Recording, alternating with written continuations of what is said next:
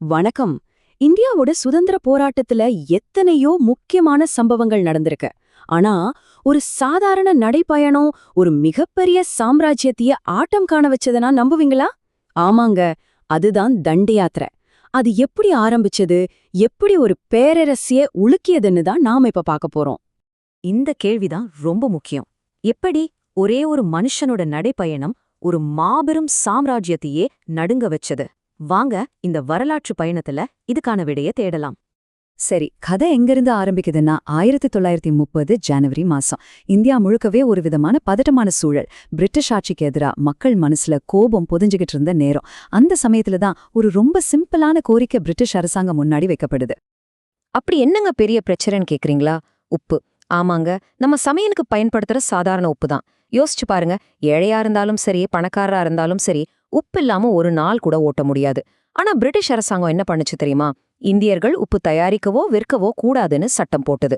அது மட்டுமில்ல, அவங்க விக்கிற உப்புக்கு மேல பெரிய வரியையும் விதிச்சாங்க. இது வெறும் வரி பிரச்சனை மட்டும் இல்ல, நம்ம சொந்த நாட்டுல நம்ம கடல்ல இருக்கிற உப்பை கூட நம்மளால எடுக்க முடியலைங்கிற ஒரு அவமானம், ஒரு அடிமைத்தனத்தோட சின்னமா இருந்துச்சு. இந்த அநியாயத்தை எதிர்த்து தான் காந்தி அப்போதைய வைஸ்ராய் இர்வின் பிரபு கிட்ட ஒரு கோரிக்கை வைக்காரு. இந்த உப்பு வரிய ரத்து பண்ணுங்க அப்படின்னு. எவ்ளோ நியாயமான சிம்பிளான கோரிக்கை இல்லையா? ஆனா பிரிட்டிஷ் பேரரசுக்கு அந்த ஆணவம் விடல. அவங்க அந்த கோரிக்கைய நிராகரிச்சுட்டாங்க. அப்போதான் தெரிஞ்சிடுச்சு, இனி பேச்சுவார்த்தைக்கு இடமில்ல, போராட்டம் தான் ஒரே வழின்னு. சரி, பேச்சுவார்த்தை தோல்வி அடைஞ்சிடுச்சு. அடுத்தது என்ன? வன்முறையா? துப்பாக்கி எடுக்கலாமா? இல்லவே இல்ல. காந்தி கையில் எடுத்த ஆயுதம் அஹிம்சை. அவர் அறிவிச்ச போராட்டம் அதுவரைக்கும் உலகம் பார்த்துடாத ஒரு விஷயம். சபர்மதி ஆசிரமத்திலிருந்து ஒரு நீண்ட நடைப்பயணம். மார்ச் 12, 1930. இந்த தேதிய நல்ல ஞாபகம் வச்சுக்கோங்க. இந்திய வரலாற்றுல இது ஒரு பொன்னான நாள். காந்தியோட சபர்மதி ஆசிரமத்திலிருந்து அந்த பயணம் தொடங்குச்சு. அப்போ யாருக்குமே தெரிஞ்சிருக்காது, அன்னைக்கு எடுத்து வச்ச அந்த சில அடிகள் சுதந்திரத்தை நோக்கிய ஒரு மாபெரும் பயணத்தோட முதல் படிதானு. இந்த போராட்டத்துக்கு தலைமை தாங்கின காந்திக்கு அப்போ வயசு என்ன தெரியுமா? 61. ஆமா, 61 வயசு. இன்னைக்கு இருக்கிற இளைஞர்கள் கூட யோசிக்கிற ஒரு கஷ்டமான பயணத்தை அந்த வயசுல அவர் ரொம்ப உறுதியோட ஆரம்பிச்சாரு. இது வெறும் ஒரு அரசியல் போராட்டம் மட்டும் இல்ல, இது ஒரு தனி மனுஷனோட மன உறுதியோட வெளிப்பாடு. அவர் மட்டும் தனியா நடக்கல. இந்தியா முழுக்க இருந்து ரொம்ப அர்ப்பணிப்போட தேர்ந்தெடுக்கப்பட்ட 78 தொண்டர்கள் அவரோட சேர்ந்து இந்த பயணத்தை ஆரம்பிச்சாங்க.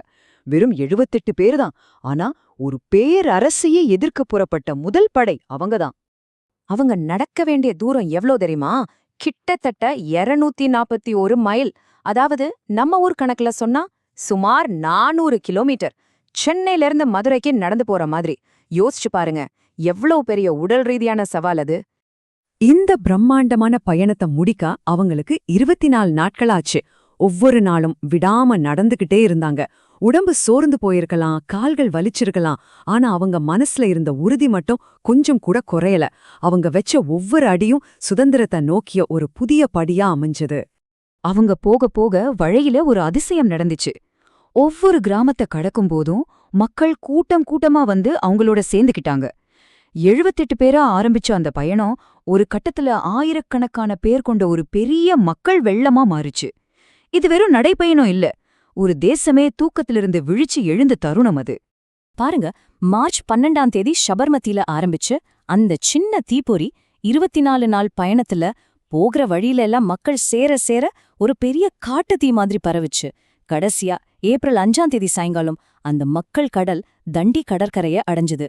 இப்போ இலக்கு ரொம்ப பக்கத்துல வந்துருச்சு.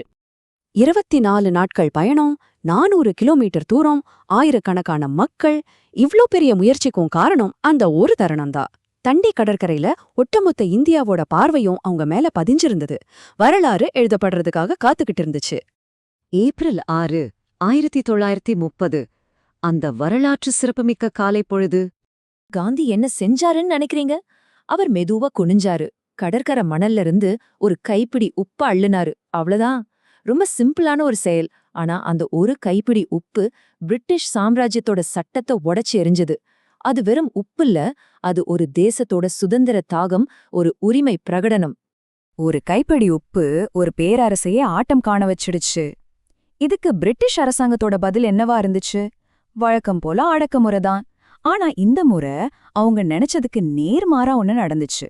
நடந்ததெல்லாம் ரொம்ப வேகமா நடந்துச்சு. முதல்ல காந்திய நடுராத்திரியில கைது பண்ணி யரவாடா ஜெயில்ல அடைச்சாங்க.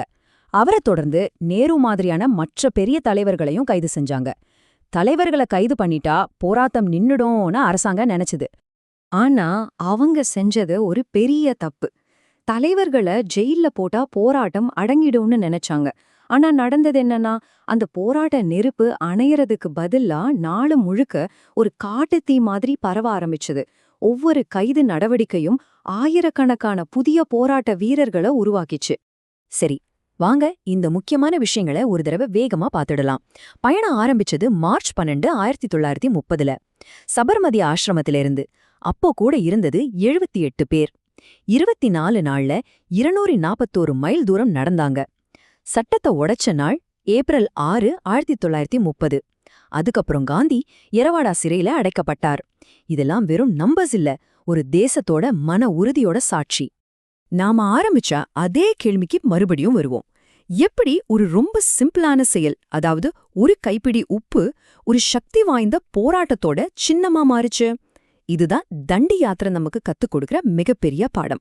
நாம செய்யற சின்ன சின்ன விஷயங்கள் கூட சரியான நோக்கத்தோட சரியான நேரத்துல செஞ்சா அது சரித்திரத்தையே மாத்துற அளவுக்கு சக்தி வாய்ந்ததா மாறும்.